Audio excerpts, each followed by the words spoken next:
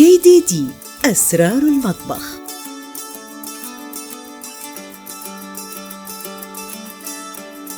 وصفة اليوم: صدور الدجاج مع روزماري.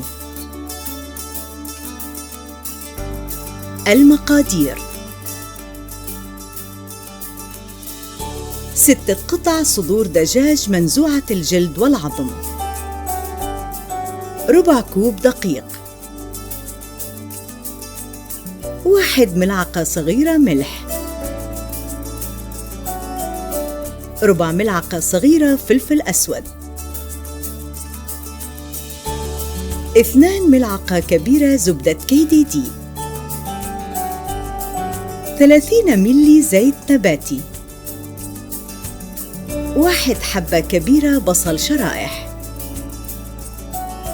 1 كوب مرق دجاج، 1 حبة متوسطة طماطم مقشرة مفرومة، 1 ملعقة صغيرة روزماري مجفف، 1 عبوة 250 ملي كريمة سائلة KDD. للتزيين: روزماري طازج.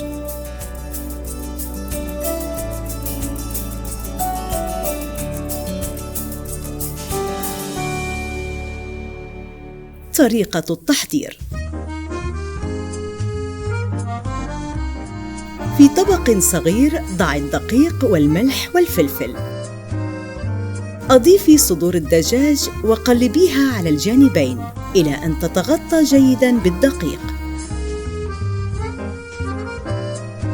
سخني زبدة KDD والزيت في مقلاة عميقة واسعة. اطبخي صدور الدجاج من 4 إلى 6 دقائق على كل جانب إلى أن تصبح ذهبية اللون.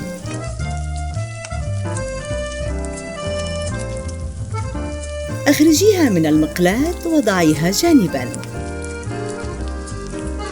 أضيفي البصل واطبخيه إلى أن يذبل. أضيفي مرق الدجاج والطماطم وروزماري المجفف.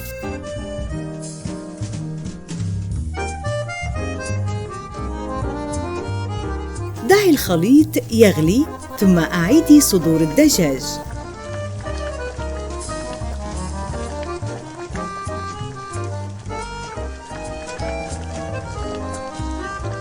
غطي المقلاة واتركيها تطهى على نار هادئة لحوالي 10 دقائق.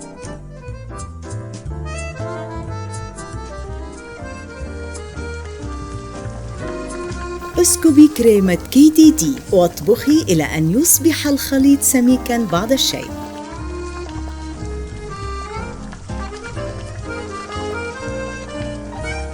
ضعي صدور الدجاج في طبق التقديم وأضيفي الروزماري الطازج. قدميه ساخناً بجانب الأرز.